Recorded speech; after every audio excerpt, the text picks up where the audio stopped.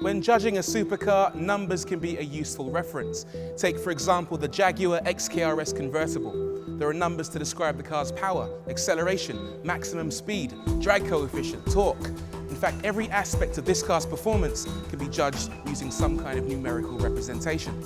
But I think it's time we stopped looking at numbers and started to get real. The real issue with this type of car isn't how amazing its numbers are. The real issue is how they make you feel. So, I've made it my mission to show you exactly that. Over the next few seconds, I'll tell you what this car's like to drive without using numbers.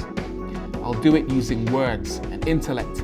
I'll tell you in as eloquent and as coherent a manner as I possibly can, so you can understand once and for all what it's like behind the wheel of an XKR-S convertible.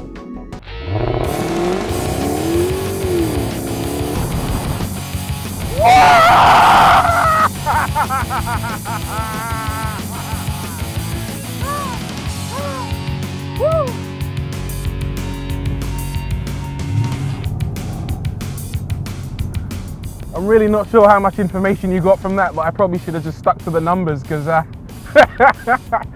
pretty sure I gave you nothing. Nothing. Under this car's bonnet is the same 5-litre V8 found in the standard XKR. The only difference is it's been supercharged, so it produces 542 brake horsepower and 680 Newton meters of torque. That's enough for a 0 to 60 mile per hour time of 4.2 seconds and a top speed, as you've already seen, of 186 miles per hour. It's fast, but it's no slouch when you show it a corner.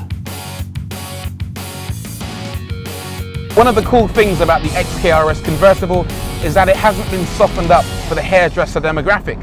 In fact, it has exactly the same active damper setup as the coupe version, and that means it handles nearly identically.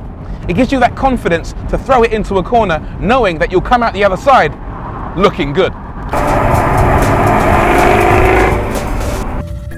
The car's suspension has been beefed up slightly because, like all convertibles, this drop top is slightly heavier than the coupe.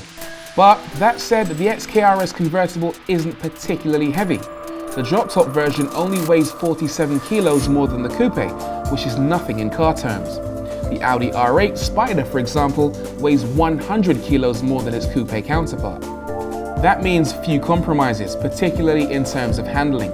This is a car that acquits itself well on twisty roads or even a track should you feel that way inclined. Its steering provides lots of feedback. The ride, while slightly harsh on bumpy roads, is composed and predictable at speed, and the whole thing feels as agile as I've come to expect from a Jaguar car. It's not all perfect though. It could be argued that the car's interior isn't quite as special as its exterior. It looks decent and there's plenty of intricate detail, but I didn't feel as if the XKR-S Convertible has the luxury levels one might expect from a car of this price point. It looks a little too much like the inside of an ordinary XK. Likewise, the onboard technology is beginning to show its age. There are plenty of gadgets, including a truly superlative audio system from Bowers & Wilkins, but there's no connected functionality, no real-time traffic information, no internet radio, no way of tweeting or Facebooking your friends about how awesome your car is while you drive it. And for 100 grand, that's the kind of stuff that would really have been the icing on the cake. That said, there's no debating the XKR-S is a wonderful car. Everything from its looks to its stunning performance to that epic exhaust note appeals to me, and I guarantee it'll appeal to you too. You can analyze the XKR-S using as many numbers as you like, or judge it based on the feeling you get through the seat of your pants. It doesn't matter. This is a car that will astonish you either way. By any measurement, the XKR-S Convertible is one of the finest sports cars I've ever driven.